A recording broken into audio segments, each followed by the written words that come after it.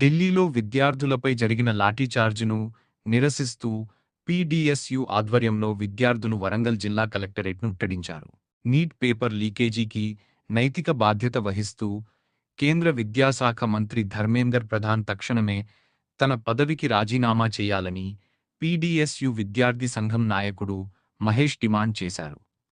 ఈ సందర్భంగా ఆయన మాట్లాడుతూ బీజేపీ పాలనలో ఇప్పటివరకు 84 సార్లు వివిధ పరీక్షల పేపర్లు లీక్ అయ్యాయని ఆరోపించారు.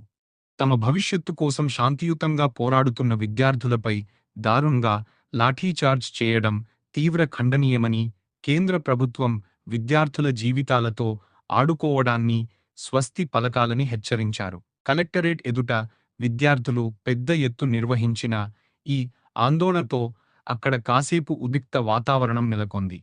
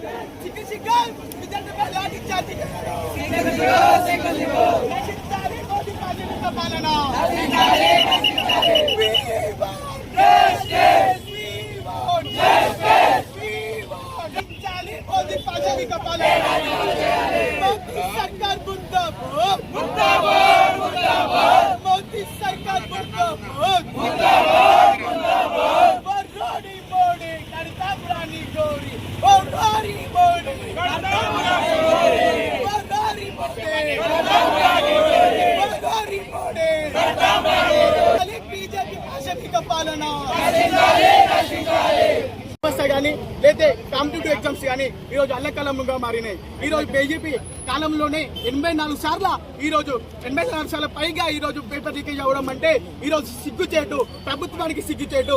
ఈరోజు విద్యార్థులు మొత్తం లక్షల సంఖ్యలో ఈరోజు జంతర్ మంతర్ దగ్గర రాజధాని చుట్టుముడితే కనీసం బీజేపీ కనీసం స్పందించకపోవడం దుర్మార్గమైన విషయం. స్పందించకపోగా వాళ్ళ మీద లాఠీ చార్జ్ చేయడం, రక్తాలు గారేటట్టు కొట్టడం, లాఠీలకు ములలు గుచ్చి వాళ్ళ బాడికి ఓల్చు పడేటట్టు ఈరోజు కొట్టడం ఎంత బాధాకరమైన విషయం అంటే ఈరోజు బీజేపీ ఇలా ప్రజాస్వామ్యం ఉన్నదా లేదా అని చెప్పేసి మేము అడుగుతున్నాం.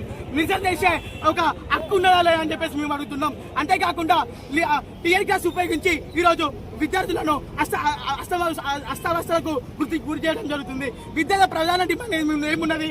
జస్ట్ రాజీనామా చేయాలి. ఈ బాధ్యత వేస్తున్నటువంటి విద్యార్థులను, కోట్లాది దేశంలో ఉన్న విద్యార్థులను మీరు ఇబ్బంది పెట్టి వాళ్ళ మీద లాఠీ చార్జ్ చేయడం ఎంత దుర్మార్గమో ఈరోజు స్పష్టంగా అర్థమవుతుంది.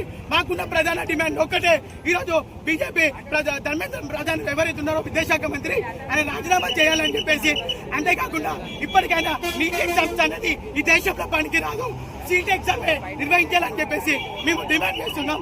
ఇప్పటికైనా ఈ సమస్యలను పరిష్కరించకపోతే పెద్ద ఎత్తున ఉద్యమాలు చేస్తామని చెప్పేసి మేము పీడీఎస్ వరంగల్